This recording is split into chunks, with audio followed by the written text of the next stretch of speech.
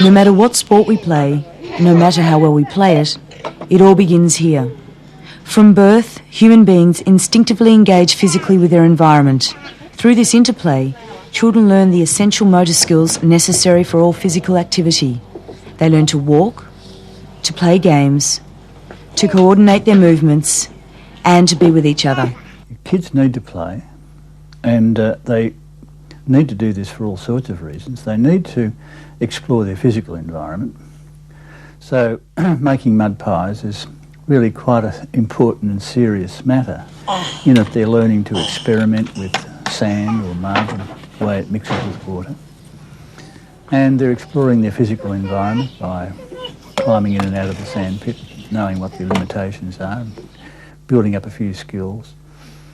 But they're also getting social skills. They're learning to play with other kids, fight with other kids, work out what happens when they do fight with other kids, and just explore their social and physical environment.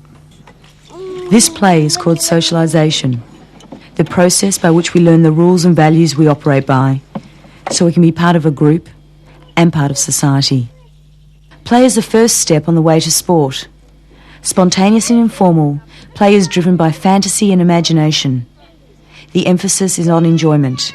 Play is unstructured and begins and ends in its own time. There are no set outcomes and no winners or losers. Play is an example of intrinsic motivation. Intrinsic motivation occurs where people take up an activity because of its inherent internal benefits. Play is attractive because of its own essential pleasures. The children are motivated to play because of the sheer enjoyment it brings, the pleasure of movement, of fantasy, of being with others. Play generates its own fun. It is its own reward. Later, play evolves into more formalised activities, which we call games. Games are the next step in the evolution towards sport. Games require some basic skills and are controlled by a broad set of rules which can be adjusted at the whim of the participants to suit themselves. Games also feature a degree of competition. Doing well and winning are important outcomes. In some games, the participants form themselves into opposing sides, competing against each other as teams rather than as individuals. Here, the socialising skills of communication and teamwork are important if the group is to do well. Despite this element of competition, however, games, like play, are about having fun, and enjoyment is the principal reason for involvement. Sport, on the other hand, is highly organised and competitive, requiring complex skills and extensive preparation. Here the rules are set, and penalties for infringement are strictly enforced by umpires and referees. As with games, sport can be played by individuals or teams. Teams are often supported by clubs whose members provide a social and financial network focused around the needs of players and supporters. Although participants might enjoy the activity, the emphasis here is on competing, winning, being the best, breaking records. Winners, particularly in the elite professional sports, often receive substantial rewards for their success: money, trophies, public acclaim. Some attain the status of celebrities and legends. These rewards can be very powerful motivators indeed. These external incentives to succeed are examples of extrinsic motivation. Extrinsic motivation occurs where people are driven to participate because of additional external benefits rather than its inherent pleasures. Someone who wants to be the best in their field is being motivated by extrinsic factors, but so too are those who participate simply in order to be with their friends.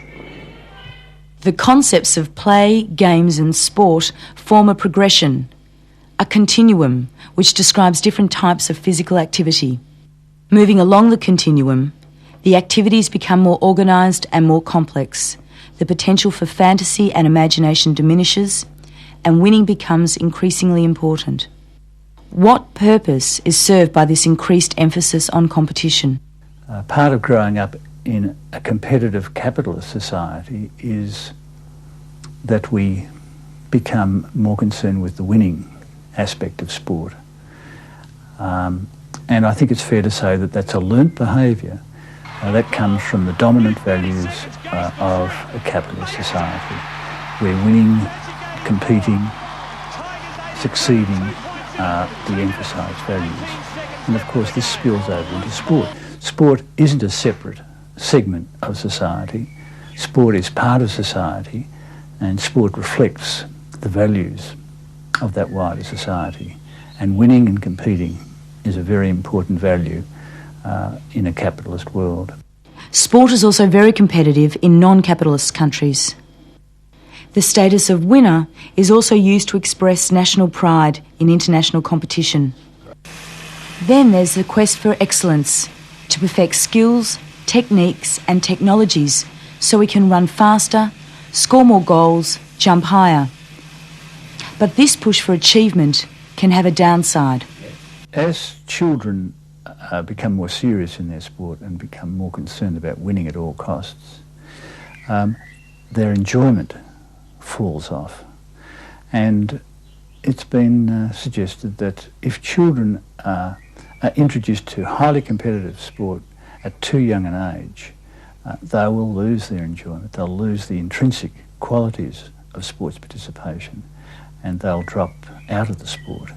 A fourth category, recreation, can be added to the continuum to describe physical activity which falls between the concepts of play and games. Recreation covers leisure activities undertaken for their intrinsic enjoyment. Recreation can be active, such as bushwalking or rollerblading, or passive, such as watching sport, either live or on television. Today, a love of sport is central to the Australian identity, a nation of healthy, physically active, outdoors-loving people who proudly boast of their sporting achievements and shamelessly describe themselves as sports-obsessed. But what does sport really offer us? Sport delivers different things to different people, including a sense of community, entertainment, health, competition and career.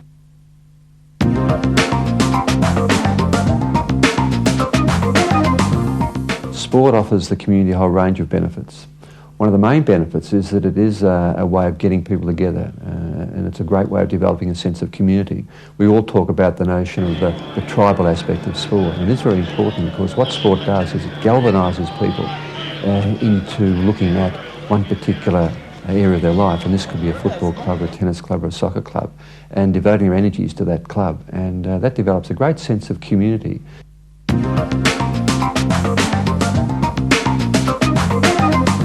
Sport is great entertainment. In fact, more and more sport is becoming an entertainment vehicle. A lot of people have criticised sport for moving away from its community roots and its tribal roots and its non-commercial dimension, its amateur ethos, to a game or an activity that's basically surrounded by a commercial enterprise. But that's if you like, the price we pay for large-scale sport. It has to have a commercial underpinning.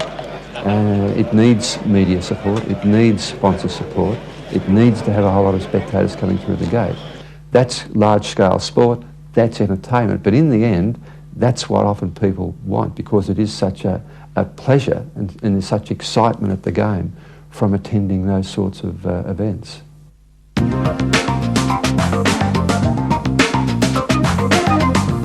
There's a huge cost to treating people who are not well. And all of the epidemiological evidence says that people who are physically active, they don't have to be super fit, but if they're physically active on a daily basis and it's part of their daily life, they will tend to be healthy people. There's a very strong link between being physically active and being free from illness.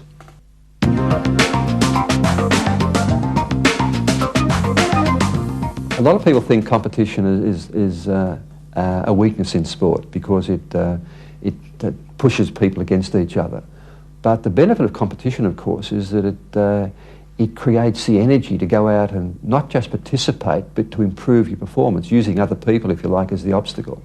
So in many respects, the competitive element of sport is very important because it teaches people to strive, to develop, to improve their own performance, sometimes at the expense of others, but often more than not through other people. So in some ways, when we play competitive sport, it's not so much that our opponent is someone we have to beat, but our opponent is someone who is there as an obstacle by which we try and overcome to improve our own performance.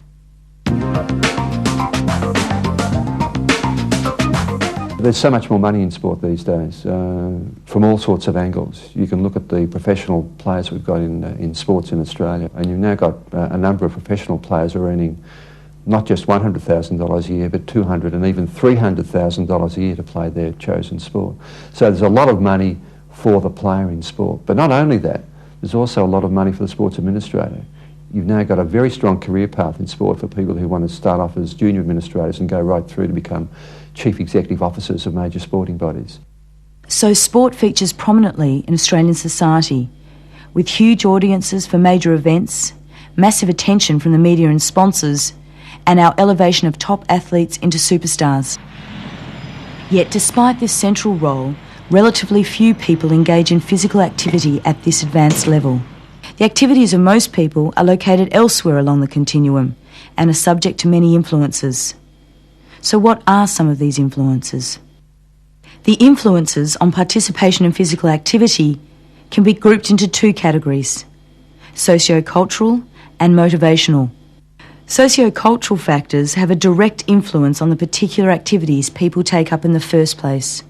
The main socio-cultural factors that seem to affect children's participation are the parents.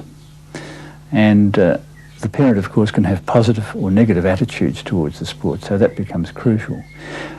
But the research would indicate that if the parent is interested in the child's participation, the child will continue to participate in the sport. 3 minutes left in the first quarter, and that's one of Ronaldson's trademark shots. My family have been extremely positive. It's well known that my father's an VFL footballer back then and won 2 grand finals with Richmond. And I mean, he could have easily tried to push me in the direction of football, but they were very supportive in whatever I wanted to do. The only thing they didn't let me do was play too many sports at one time. They just wanted me to concentrate on the one thing, and I think in looking back, that was a good decision simply because of how I've succeeded in basketball.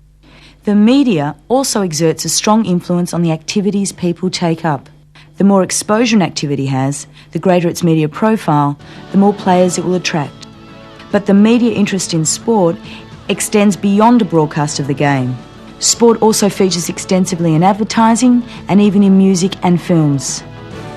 These images can be a very powerful lure, drawing people to the activity. Our choice of activity is also influenced by our friends and social group. When choosing an activity, we tend to favour those which have the approval of our peers. So teenagers are more likely to take up netball or basketball than, say, golf or bowls. We also tend to take up activities for social reasons. Here the activity is another way of spending time with our friends. Gender is another factor affecting the activities we take up, with many sports being seen as either male-only or female-only activities. Yes, there's a very strong set of directions based on gender. Almost all of our netball players are girls. There's a very small number of boys who play netball, but overwhelmingly our netball players are girls. And in fact, netball is the biggest participation sport in Australia. It outranks football, codes and other forms of sport. So netball is a non-physical, non-violent sport, and for a number of other social and physical reasons, it appeals to girls. And so some of the main socio-cultural factors affecting our involvement in physical activity are the influence of family, the media, our friends, gender, and recreation and social needs. While socio-cultural factors are responsible for the choice of activities people are drawn to, their continued involvement is often a result of other influences. These influences are called motivational factors. One of the key motivational factors is a commitment to health and fitness. For these participants, the activity is undertaken to raise and maintain levels of fitness and well-being. Regular physical activity also provides catharsis or stress release, and this is a major incentive for some continuing the activity. Those good enough to play at a professional level can turn their sport into a career, enjoying the fame and financial rewards which come with success at this elite level. Ronaldson's going to go to the basket.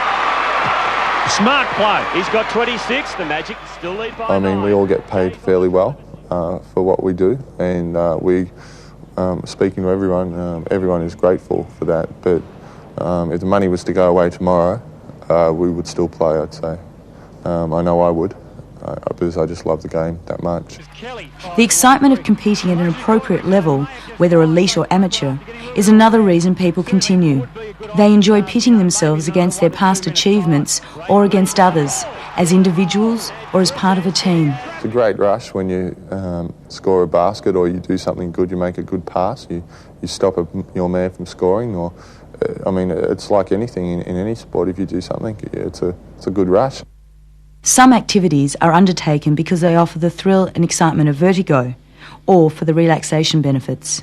For others, it's a social aspect which keeps them involved. Often the participants are friends, and the activity is an opportunity for them to get together. Another influence is economics. People sometimes withdraw from expensive activities such as skiing because of the high ongoing costs. So people often continue in a physical activity for reasons different to those which attracted them in the first place. These include health and fitness, catharsis, career, competition, vertigo, and social needs.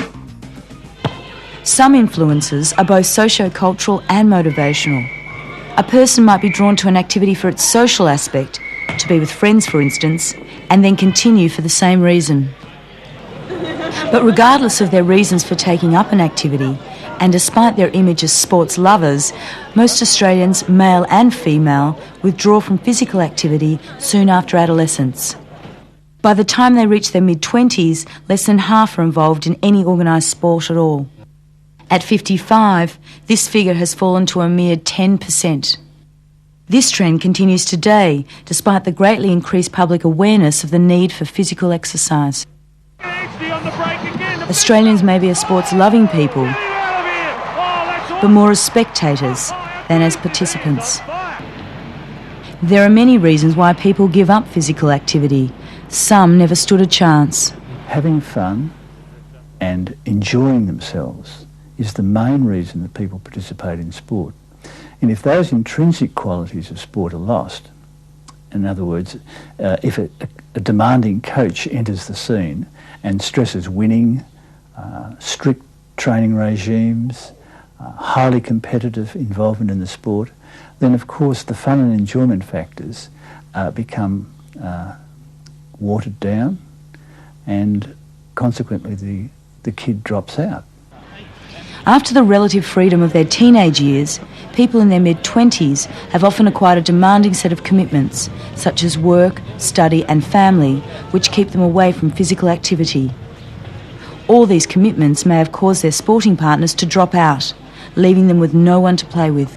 Other people bring an all-or-nothing attitude to the activity. They play to win and become disillusioned when they don't make it to the top. Yeah, there is a downside to competition because what it does pit one player against another. And very often people who lose believe the contest hasn't been a valuable experience. And to that extent, people who put so much value on winning can often get very depressed when they lose and feel that they're not important as individuals, or there's no point to playing this sport anymore. Too many older people are victims of the myth that exercise is only for the young. So ironically, they withdraw from physical activity at a time when it can have a profound impact on their quality of life. And many younger people succumb to the lure of passive entertainments, such as video games and television. Over the last few generations, our society has become increasingly chair-bound. At home, at work, at play. We no longer have to chop wood for the fire or ride the bike to work. And in the absence of any regular physical activity, many people, young and old, are suffering from a variety of ailments caused by this lack of exercise. Called hypokinetic diseases, these ailments occur in epidemic proportions in modern society and include heart disease, high blood pressure, obesity, depression and stress. Yet opportunities for exercise have never been greater.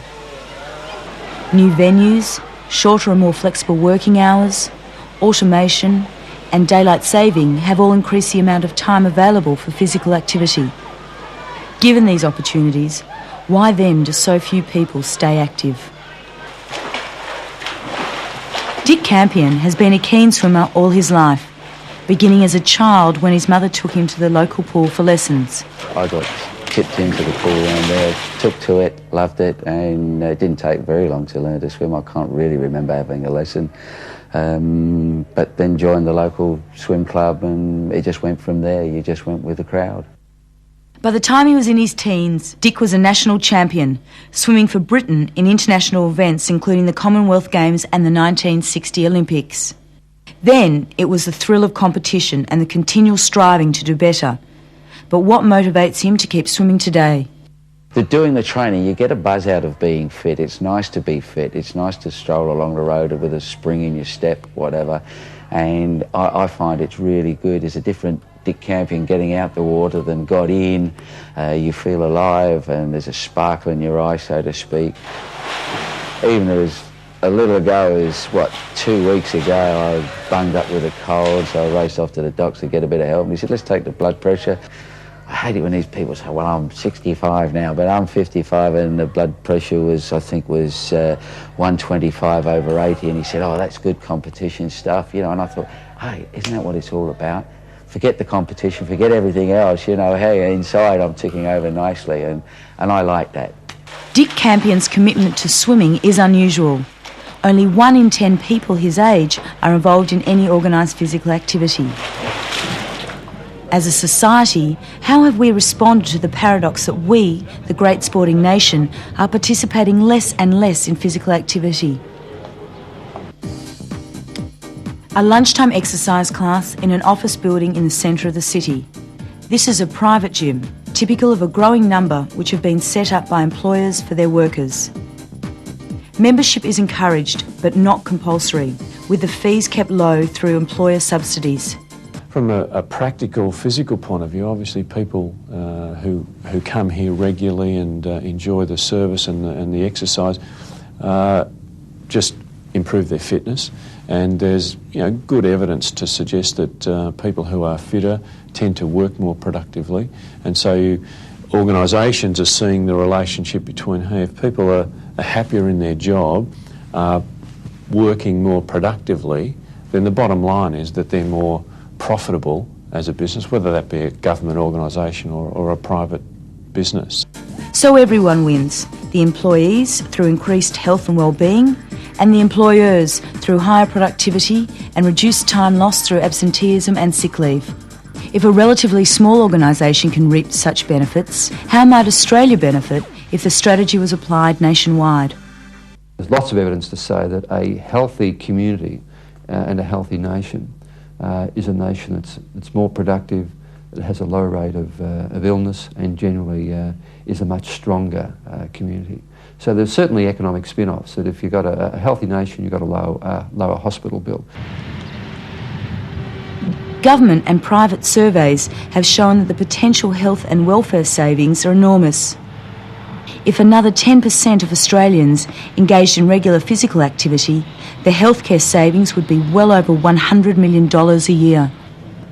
And as our population ages, the scope for further savings is enormous. In recent times, there have been a series of government and private campaigns designed to promote the benefits of regular physical activity.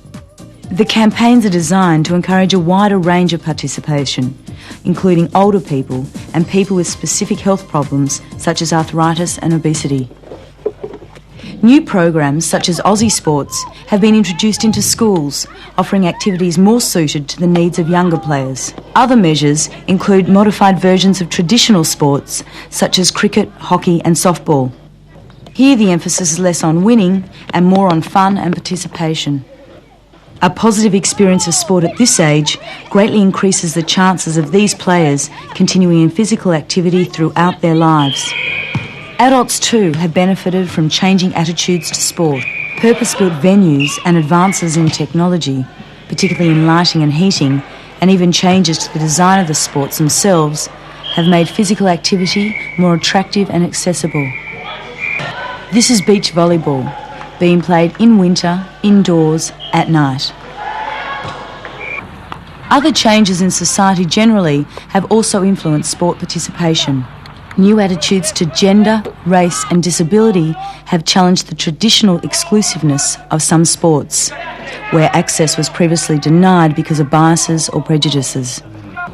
And multiculturalism has infused our sporting life with new varieties of sport and recreation. As children, we are innately driven to play, and we learn the necessary motor and social skills needed for everyday living. We progress through life and our society changes, yet our need for physical activity never diminishes. Ever since I can remember, I've always done some sort of exercise, some sort of sport, and I will continue to do something just because I think you feel better about yourself when you exercise. I know that just lately I had an operation and I haven't been able to do anything, and I just haven't felt good about myself just sitting around doing nothing. And I think, you don't have to go out and be a world beater. You don't have to go out and run a marathon, just as long as you don't become a couch potato, the classic norm, and just sit there and eat your life away. I think everything should be fine.